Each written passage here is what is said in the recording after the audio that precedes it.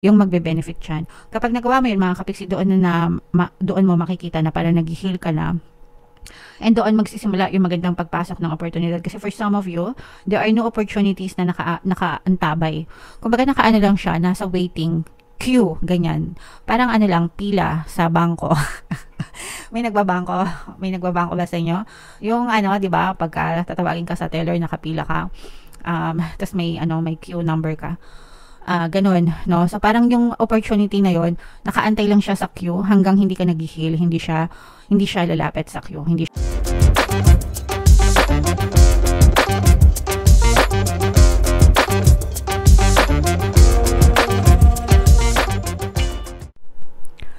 Hello guys, hello Leo, welcome back to Pinoy Pixie Tarot.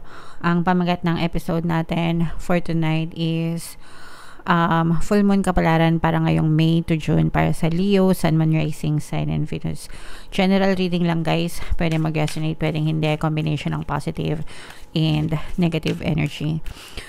Yung full moon ngayong May, mga kapigsi, ay sa May 23, tapos yung next na full moon naman ay sa June 22. So ang reading na to ay para sa period na yan.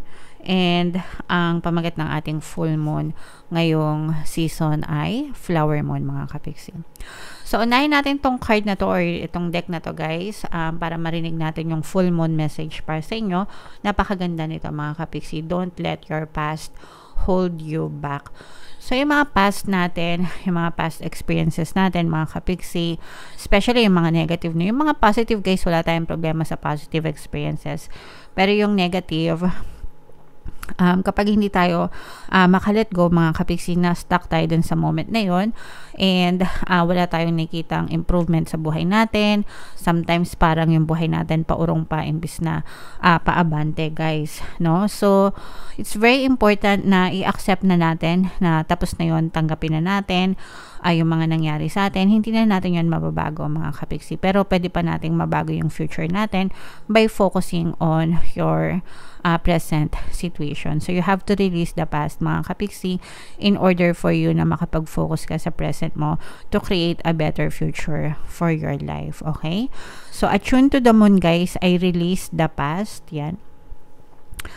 I-comment nyo na rin sa comment section, I release the past, I let go of the past, ganyan. Pinapakawalan ko na yung nakaraan ko, yung mga ganun-ganun, mga kapiksi. I'm ready to move on, ganyan, okay? So i-comment nyo yan guys sa comment section.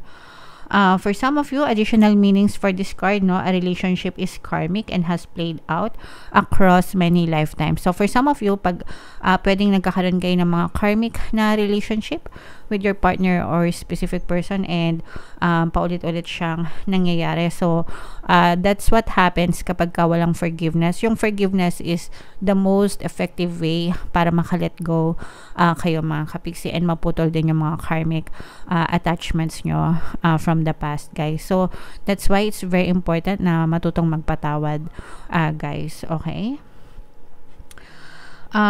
Your attraction to someone may be verging on the obsessive. For some of you, no, baka masyado na kayong attracted, obsessive, obsessed na attraction sa ibang tao, especially sa inyong partner or specific person, na everything na sobra, like yung obsession, hindi rin siya masyado maganda, mga kapiksi. So hinay-hinay lang din guys.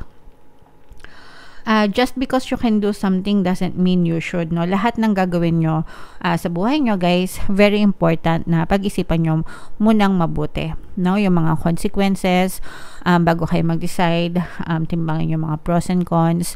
Dapat, kumbaga, parang ina-assess nyo na yung mga consequences ng mga bagay na gagawin nyo para hindi kayo mapahamak, mga kapiksi. Alright? So that's your message ngayong full moon season, mga kapiksi. Comment down below if feeling nyo naka-resonate sa inyo yung message. So ngayon naman, tingnan natin yung paparating sa inyo ngayong full moon season. Shuffle ko to guys. Habang sinashuffle ko to, panoorin nyo muna yung video natin regarding sa ating paano mag-manifest ng abundance video course. Kapiksi, sawa ka na ba sa mga struggles at hirap sa buhay mo? Masipag ka ba at masikap sa buhay ngunit hindi ka pa rin umaasenso? Ilang beses ka na bang nag-attempt magnegosyo at mag-invest pero palagi ka pa rin nalulugi? Sa pagkakataon na ito ay maaaring may subconscious beliefs ka na nagiging balakid sa iyong pag-unlad at pagyaman. Introducing Paano Mag-Manifest ng Abundance video course. Dito ay matututunan mong ma-overcome ang mga balakid mo para tuluyan ka ng umunlad, umasenso, sumagana, maging matagumpay, successful at maswerte sa iyong kabuhayan, pera, trabaho, negosyo, salapi at kaperahan ng bonggang-bongga. Dali, mag-send na ng email sa pinoypixie@gmail.com at simulan na ang iyong pagyaman ngayon. Alright, so sabay-sabay tayo guys, magpayaman ngayon 2024. Mag-avail na kayo ng course, sobrang ganda niyan mga kapiksi. And ngayong May, meron tayong discount guys or promo. Kayo na yung bahala mamili. Pwede kayong mamili ng 200 pesos na discount o kaya naman ay free 1 pampaswerte subliminal. So mag-avail na kayo mga kapiksi. And meron din tayong email coaching, manifest your desires using the law of attraction. If meron kayo guys na specific na gusto nyong i-manifest, pwedeng love and relationship, pwedeng money or career, mga kapiksi, pwede kayo magpabook ng email coaching session with me. Mag-send lang kayo guys ng email sa pinoypixie@gmail.com. So, Leo guys, kayo ay represent ng Queen of Wands. Ito yung ating moon energy mga kapiksi. Ito yung negative and positive. Ito yung sinasabi natin na angel number 444 guys. I-check nyo yung ibig sabihin yan. Baka may additional na mensahe sa inyo ang inyong mga anghel gabay. Ito yung sinasabi sa inyo kanina nito na don't let your past hold you back. Kasi for some of you guys, medyo na-stuck kayo sa inyong present situation talaga. Or sorry, na-stuck kayo sa past, kaya yung present nyo parang na-stuck pa rin. Nagets nyo ba? Ibig sabihin, hindi pa kayo nakaka-move on from your past, kaya yung present situation nyo, na-stuck pa rin kayo. Ibig sabihin, yung alaala nyo, yung memories nyo, yung vibration nyo, na-stuck pa rin sa inyo yung mga memories of the past. So, it's really time for you guys na mag-let go, mag-move forward. Pero ito guys, merong magsasorry sa inyo and magiging simula ng inyong healing. Kasi pwedeng na-stuck kayo sa nakaraan kasi there may be mga negative emotions like regrets, resentment, hatred, yung mga negative na emotions mga kapiksi. Pero kapag ito'y nag-sorry sa inyo guys, nakikita natin na unti-unti kayong mag-heal and unti-unti kayong maka-move on. Pero just in case na hindi siya mangyari yet in your physical reality, pwede kayong mag-imagine ng scene mga kapiksi. Ilang beses ko na itong tinuturo sa inyo. When it comes to forgiveness, when it comes to closure, may mga nagko-comments kasi, kapiksi, paano ko siya papatawarin kung hindi naman siya humingi ng tawad? Nga naman, di ba? So, hindi mo siya kailangan patawarin physically. You can use the power of your mind, imagination. Imagine na kausap mo yung person na yon, yung nakasakit sa'yo. And imagine them asking for forgiveness. Nagsusorry sa'yo, ganyan. And then, imagine you giving your forgiveness to them. Na sinasabi mong, okay na, pinapatawad na kita, kalimutan na natin yan. Okay, so it doesn't matter kung hindi nyo sila nakikita or nakausap ng personal. Use the power of your imagination. Napakalaki. The effect is the same mga kapiksi. If not, baka mas bongga pa.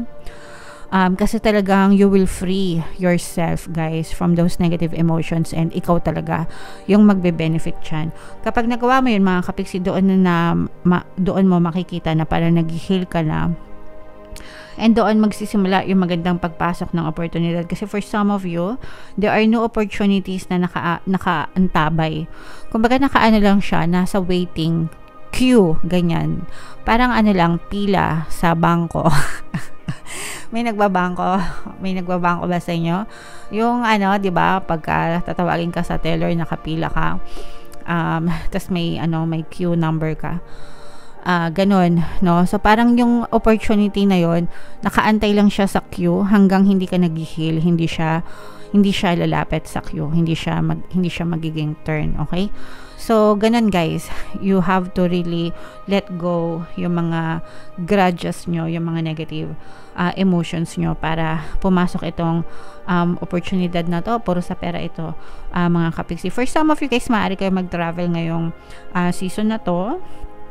Pero parang budget travel lang mga kapiksi. Kumbaga parang gusto nyo lang mag-travel, and okay lang yan kahit bonggang travel or budget travel, it doesn't matter. Ang importante is makapag-unwind kayo mga kapiksi. Meron ditong presence ng air signs, Aquarius, Gemini, Libra, earth signs, Capricorn, Taurus, Virgo.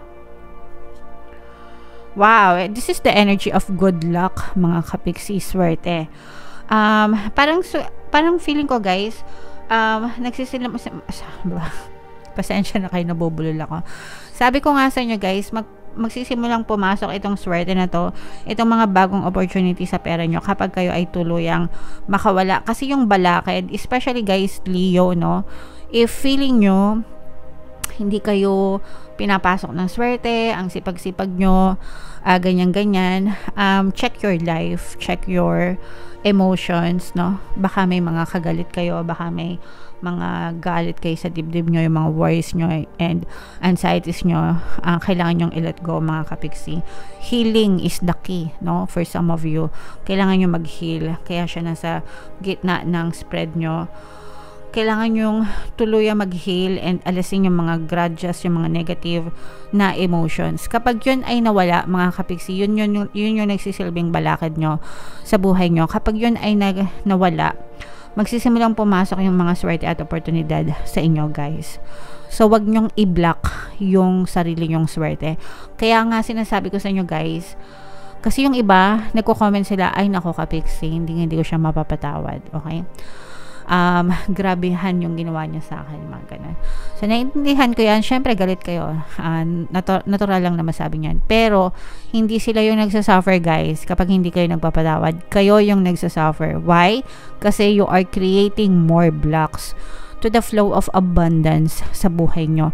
Binablock nyo yung pagpasok ng abundant na buhay sa buhay nyo. Okay?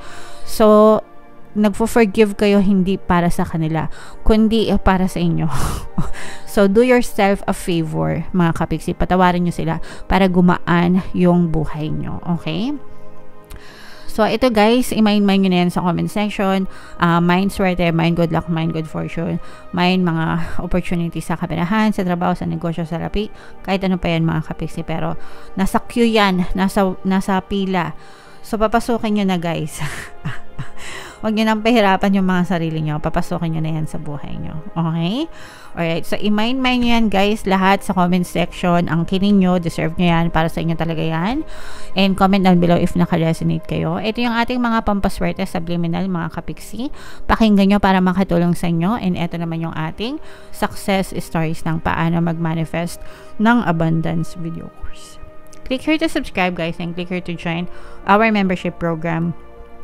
Thank you for liking, sharing, and subscribing. And see you again next time. I love you all, guys. Have a nice day. Bye-bye.